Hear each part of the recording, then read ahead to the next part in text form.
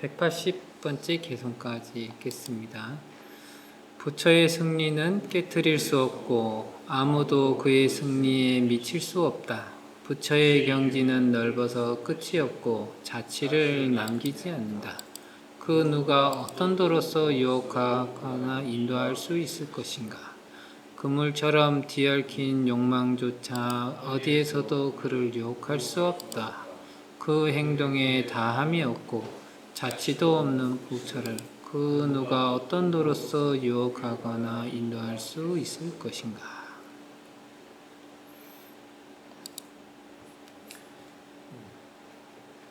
부처님께서 이제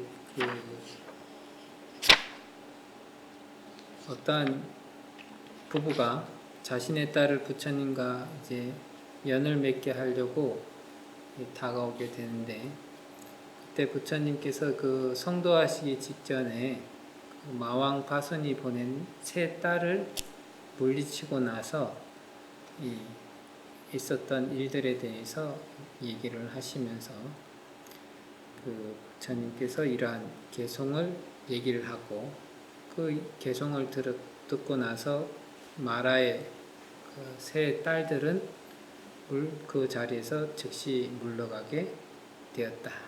그러면서 그 세 딸들보다도 훨씬 더 못한 당신하고 결혼을 할 수는 없다. 이런 얘기를 하시면서 이 개성을 이렇게 얘기를 하셨죠. 그 마라의 세 딸들이 이렇게 오게 되는데, 마라의 세 딸들이 그 어떠한 형태로서 다가오게 되냐면, 부처님께서 무엇을 좋아하실지 몰라서 이 세상에서 사람들이 좋아할 만한 것은 어떠한 형태든지 다 취해보자 하는 입장으로 이렇게 다가옵니다. 그래서 경전에서는 젊은 여자 혹은 나이 든 여자 뭐 이런 등등등으로 해서 이 조금이라도 어떤 누구라도 매력을 느꼈다, 한 번이라도 매력을 느꼈다 하는 그런 사람들로서 모습을 나타내서 이렇게 얘기를 하게 되는데, 부처님께서는 이미 애욕과 욕망 이런 것에서부터 완전히 벗어났기 때문에 거기에 더 이상 끌리지 않고 그것을 물리칠 수 있었다 하는 그 내용으로서 이러한 개송을 얘기하셨다. 이제 그 애욕이나 욕망이 있게 되면은 그러한 대상들이 나타났을 때 자기도 모르게 거기에 혹하게 되고, 혹하고 나면은 거기에서 끌려다니게 되고, 끌려다니게 되면은 벗어날 수가 없고, 이러한 과정들을 거치죠. 담배를 피우는 분은 자기가 평상시 즐기던 담배의 냄새에 혹하고, 담배의 냄새에 이끌리고, 그리고 담배에서 벗어날 수 없고, 이러한 과정들을 거치고, 술을 좋아하시는 분은 술의 냄새에 혹하고, 술의 냄새에 취하고, 거기에 술의 냄새에 이끌려가가지고 술에서 벗어날 수가 없고, 돈에 취한 사람은 돈의 냄새만 맡아도 거기에 혹하고, 그 다음에 돈의 냄새에 취해서 이끌려가고, 그래서 돈의 이 논리에서 벗어날 수가 없고, 이러한 일들이 꾸준히 일어나게 되죠. 혹은 어떠한 재미, 즐거움, 스릴 이런 거에 즐기는 사람은 거기에서 벗어날 수 없고, 그래서 사람은 어떠한 부분에 욕망이 있고 애욕이 있고 하게 되면은 거기에 따라서 조절을 당하고 계속적으로 그것이 시키는 바에 따라서 살아갈 수밖에 없다. 이런 얘기들을 이제 계속하고 있죠. 하지만 부처님께서는 그러한 것들을 다 물리쳤기 때문에 거기에서 이 세간에서는 자취를 남기지 않고 어떠한 사람들도 이길 수 없는 그러한 승리를 거머쥐셨다. 우리가 어떠한 비리가 벌어진다고 할 때는 그 사람이 좋아하는 바로서 쫓아가 가지고 비리를 저지르게 하고, 그 비리를 저지르게 되면 그때부터는 조정을 할 수 있게 되고, 이러한 일들이 이렇게 펼쳐지는 것처럼 이 애욕과 욕망이 있게 되는 경우는 언제 어느 때라도 그 대상에게 져가지고 끌려다니는 삶을 살아갈 수밖에 없다. 근데 부처님께서는 이 세간에 특히나 인간뿐만이 아니라 천상 세계에 대해서도 어떠한 애욕을 가지고 있지 않다. 그래서 이제 가끔씩 그런 얘기들을 하는데 이 뭐 소파에 앉아서 물 가져와 하면 누가 물 가져오고 밥 가져와 하면 누가 밥을 가져오고 TV 틀어 하면 누가 TV를 틀어주고 뭐 이러한 요즘엔 또 이제 AI가 발달되다 보니까 그런 스피커나 이런 걸로서 그런 일들을 할 수 있게 되는데 그러한 이 천상락을 이렇게 즐긴다. 그러면 거기서 벗어날 수가 없는 거죠. 그게 안 되는 쪽으로 가게 되면 모든 것이 불만족이고 불편하고 힘들고 그래서 그런 것들이 되는 장소로 계속 자기의 몸을 이끌고 자기의 마음을 이끌어가고 거기서 얽매이게 되고 하는 그런 일들이 펼쳐지게 된다. 그리고 어떤 경전인지는 정확하게 기억나진 않는데 그런 글귀가 있었거든요. 그 지역에서 나는 100가지 곡식을 먹게 되면은 그 지역을 떠나지 못한다. 어떠한 영역이라든지 어떠한 시간이라든지 혹은 어떠한 부분에서 이득을 취하고 그 이득의 맛에 취했다고 하면은 그 자리가 아무리 더럽고 아무리 힘들고 아무리 어렵고 이렇게 해도 그 자리를 벗어날 수 있는 자기 스스로의 힘이 없어서 계속 거기에 이끌려가면서 삶을 살아가게끔 되어 있죠. 부처님께서는 그러한 모든 것들을 다 내려놓았기 때문에 누가 봐도 승리자시고 어떤 거에도 얽매이지 않고 그렇기 때문에 어떠한 부분에 있어서도 혹해가지고 어디에 이끌려가고 이런 부분들이 없다 하는 얘기들을 부처님께서 이렇게 하시게 되죠. 우리가 이제 그 옛날에 조선 후기 때 스님들 글에 많이 나오는 것인데 어떤 스님이 죽고 나서 어머니한테 찾아갔더니 어머니는 머리가 아픈 것이 귀신이 온 것 같다 하면서 소금을 땅에다 뿌리고 돌아오는 길에 옛날 자기가 좋아했던 여인을 만나서 여인이 꼬시는데 나는 스님이니까 가야겠다. 또 어디 갔더니 용웅 호걸들이 큰 고기를 붙잡아 놓고 그걸 물고 뜯으면서 즐겁다 하면서 같이 놀자 하는데 그래도 내가 스님인데 하고 이렇게 다시 지나가게 되고 다시 자기의 몸으로 돌아와서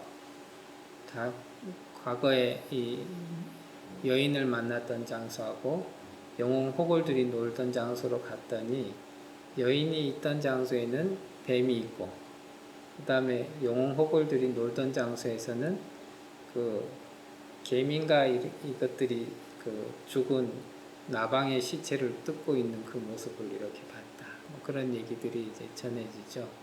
그래서 부처님께서 이렇게 모든 이 육도 안의 모든 애욕과 욕망들을 다 내려놓으셨기 때문에 육도 안에 어떠한 것으로도 부처님을 유혹해서 부처님이 그쪽으로 인도되도록 할 수 있는 그 어떠한 여지도 다 없기 때문에 부처님께서 이런 것들을 충분히 이기고 어떤 부분에 부처님의 승리라고 하는 것은 어디에서도 물러나지 않고 항상 승리할 수 있는 그러한 기본 요건들을 가지고 있다 하는 거죠. 사람과 사람이 이제 다툴 때도 뭔가 듣고 싶은 말이 있으면 계속 그거를 유도하게 되는데 듣고 싶은 말이 없이 그냥 저 사람이 무슨 얘기를 하는가 하고 곰곰이 들어가지고 그 들은 내용을 가지고 차분하게 풀어내는 사람이 보통 이제 말다툼을 하게 되면 이기게 되지, 분명한 의도를 가지고 계속 흥분해서 얘기하는 사람은 어느 순간에 이제 시간이 딱 지나게 되면은 그거를 놓치고 이렇게 자기 스스로 실수를 하면서 이제 지게 되죠. 그런 것처럼 이 어떠한 부분에 대해서 분명하게 알고 그 분명하게 아는 것으로서 나아가면서 거기에 어떠한 얽매이거나 자기가 혹할 만한 것이거나 혹은 끌려다닐 만한 그러한 요소가 없다라고 한다면은 그것이 바로 그 사람이 아주 훌륭한 승리를 성취할 수 있는 가장 기본적인 요건이 되겠다. 부처님께서는 이 3계 안에 어떤 거에도 애욕을 가지시거나 욕망을 가지시지 않기 때문에 바로 모든 일체로부터 이기고 그로부터 이 세상에서 가장 수승한 그러한 경지에 이르시게 되었다 하는 얘기를 부처님께서 하고 계십니다. 그 다음에 181번째 개성이 되겠습니다.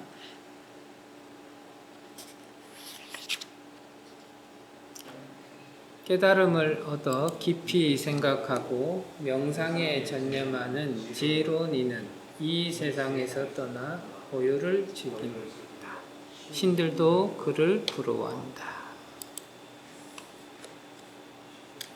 부처님께서 그 자기 어머니였던 마야 부인이 도리천에 계신 것을 알고 어머니를 위해서 법문을 하러 도리천에 올라가셨다가 3개월의 안거를 마치시고 다시 지상으로 내려올 때 수많은 유격천의 천신들이 부처님을 호위하면서 부처님께 공양을 올리고 부처님을 시종하면서 그러면서 내려오게 됩니다. 그 모습을 보고 많은 사람들이 부처님의 모습이 매우 장엄되어 있다. 부처님처럼 우리도 나중에 부처가 되었으면 좋겠다. 이런 마음들을 내면서 사리불존자가 부처님께 그러한 내용들에 대해서 얘기를 하게 됩니다. 그때 부처님께서 이 부처가 가지고 있는 복덕과 지혜라고 하는 것은 바로 이렇다라고 하면서 이러한 개성을 얘기하시죠. 지혜로운 자가 이 선정을 닦고 그 선정을 기반으로 인해서 다시 새로운 지혜를 내고요. 그래서 그런 선정과 지혜를 닦는 사람은 출가하게 되는데 부처님의 출가는 어떠한 세속의 얽매임으로부터 벗어난 그러한 삶을 사는 것을 출가라고 했다. 그냥 우리 소위 쉽게 얘기해서 집 나왔다, 가출했다 이것을 이제 출가라고 하지 않고 어떠한 세속적인 업으로부터 완전히 벗어난 삶을 즐기는 것을 출가라고 얘기하시죠. 그래서 그러한 어떠한 세속적인 어떠한 육도에 얽매일 만한 그러한 업으로부터 벗어난 삶을 즐거워하시고 그러다 보니까 모든 번뇌나 모든 인연들이 고요해진 적정한 상태에서 그 적정의 즐거움을 느끼시죠.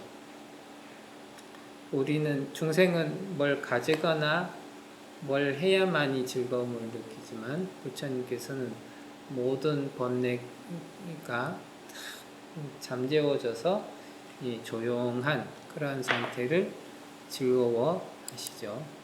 그런 즐거움을 가지고 바른 생각으로서 바르게 깨달으신 분은 언제나 천상이나 인간의 사람들이 항상 부러워하고 의지하려고 하고 공경하는 마음을 갖는다. 이런 얘기죠.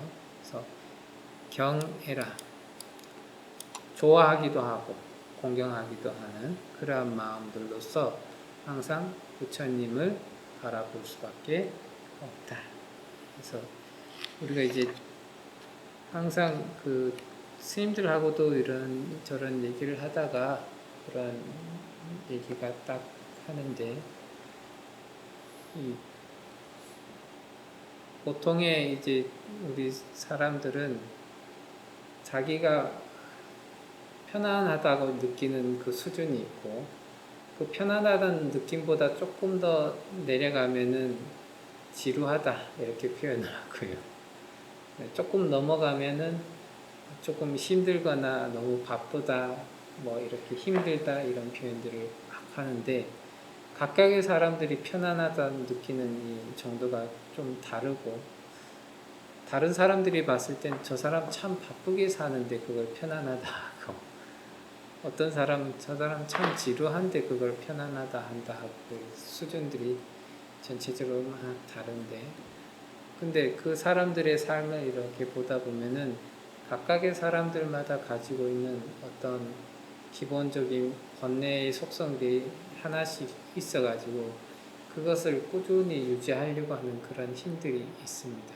근데 부처님께서는 그러한 모든 것들이 다 잠재워져서 누가 봐도 아주 편안하고 아주 조용한 고요한 그러한 즐김을 느낄 수 있는 힘이 있기 때문에 부처님께서는 언제나 적정락을 누리시고, 그 적정락에 힘입어서 천인들이 부처님께 오게 되면 마음이 저절로 가라앉아지고, 몸과 마음이 저절로 가라앉아지고 부처님을 향해서 공경하고 좋아하는 그러한 마음을 낼 수 있다.